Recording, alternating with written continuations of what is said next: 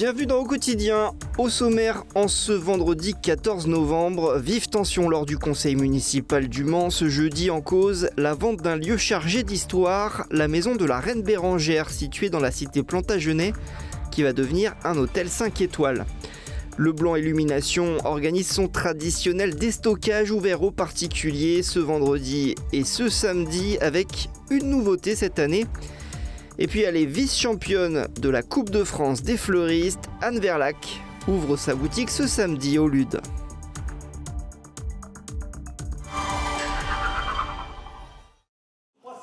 Pour Christophe Counil, quand on appartient à la majorité et qu'on est en désaccord avec cette majorité, eh bien on la quitte. On prend ses responsabilités, mais on n'agit pas comme on agit. Le ton est donné. La délibération sur la maison de la Reine Bérengère divise, jusque dans la majorité. Le monument historique doit être vendu et transformé en hôtel 5 étoiles. Une décision issue d'un appel d'offres où deux projets s'affrontaient, un hôtel de luxe et une galerie d'art privé. Sur les deux projets, il y en a un qui est financé, l'autre n'est pas financé. Et que de toute façon, si on est attaché au patrimoine, les garanties qui sont données sur le projet d'hôtel sont des garanties qui garantissent en totalité et de manière très claire la préservation du patrimoine. Et pour une partie de la majorité, ce projet est aussi une opportunité pour l'attractivité touristique du Mans. Nous n'avons pas d'hôtel 5 étoiles. C'est une lacune et à mon sens, nous perdons des touristes parce que nous n'avons pas ces hôtels. Un argument qui ne convainc pas tout le monde. Le fait que ce bâtiment, cette maison, ne serve qu'à des privilégiés, je demande qu'on ne vende pas la maison de la Reine Bérengère à ces conditions-là. Mais le débat va s'enflammer quand deux élus de la majorité annoncent voter contre la vente, redoutant un manque de garantie pour un site classé monument historique. Aujourd'hui, tout doit être exploité, valorisé au sens monétaire. Est-ce que c'est cela qui donne du sens à une société? Comment réaliser des passages de fluide pour 14 chambres de luxe avec autant de salles de bain sans endommager des planchers, des voûtes en pierre dites fragiles dans un rapport de 2004-2005. Comme c'est une maison historique, rien ne pourra être fait dans les travaux qui seront à conduire sans l'avis de la direction régionale du patrimoine et de la DRAC. La délibération est finalement adoptée. L'hôtel 5 étoiles verra bien le jour, mais la fracture, elle, est bien réelle au sein même de la majorité.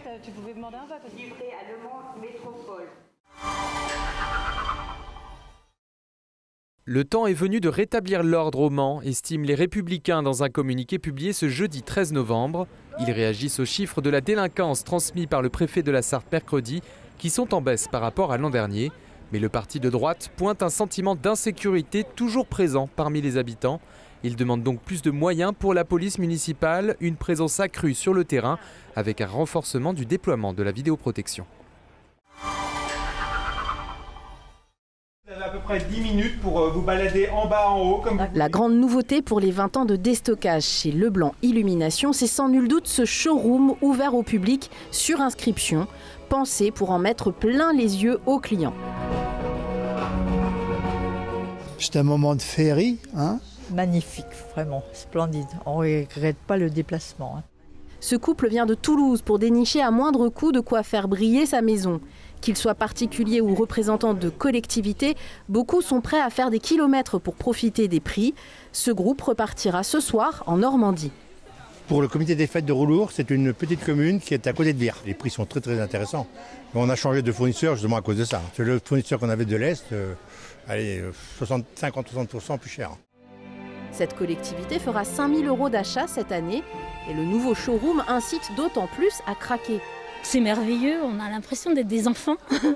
Donc on a envie de tout prendre pour arriver à décorer tel que c'est fait dans le showroom. Pour Le Blanc, ces 4 jours de déstockage, c'est surtout un moyen de faire de la place. 10 000 références de produits LED sont proposées. On a du neuf et aussi du reconditionné. Donc c'est des produits qui ont été loués dans des mairies et qui se retrouvent à des prix du coup imbattables puisqu'ils ont été reconditionnés et testés. Avec un impact très limité puisque la LED consomme peu d'énergie, les amateurs n'ont donc plus aucune limite pour atteindre l'illumination.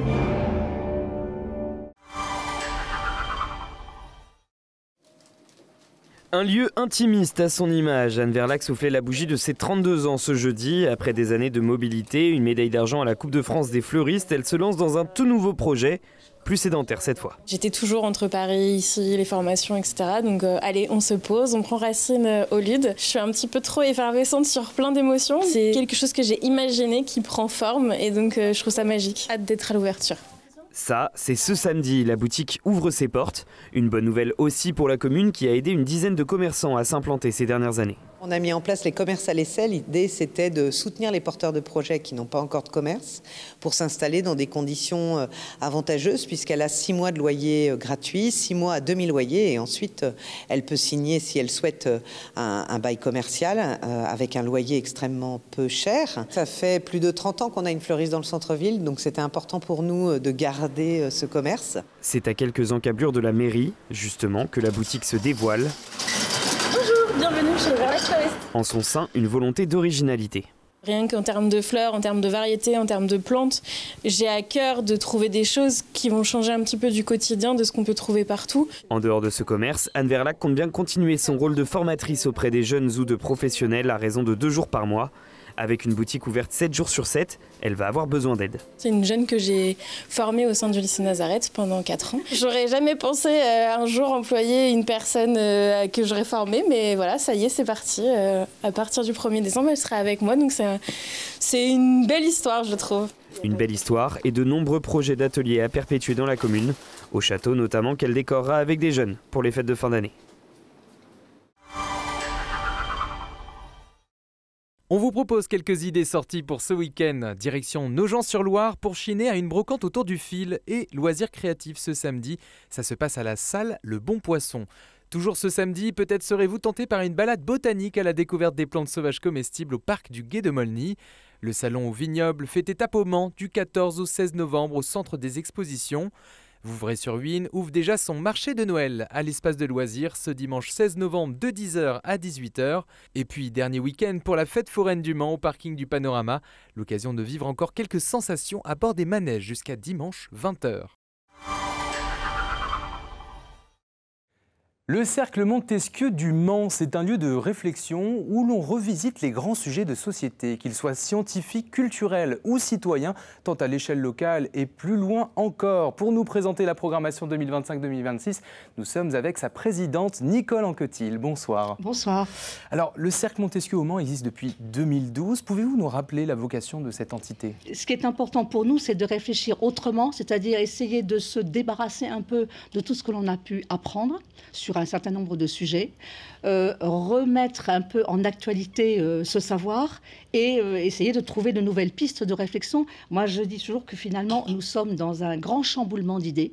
On n'a qu'à regarder ce qui se passe avec l'IA, peut-être même une révolution dans la pensée. Et c'est important de se remettre un peu dans le travail, de l'apprentissage un peu scientifique, voir qui dit vrai, qui dit faux, etc., pour justement proposer de nouvelles pistes de réflexion. Alors pourquoi est-ce important aujourd'hui de proposer ce modèle de réflexion et de revisiter effectivement ces grands sujets ?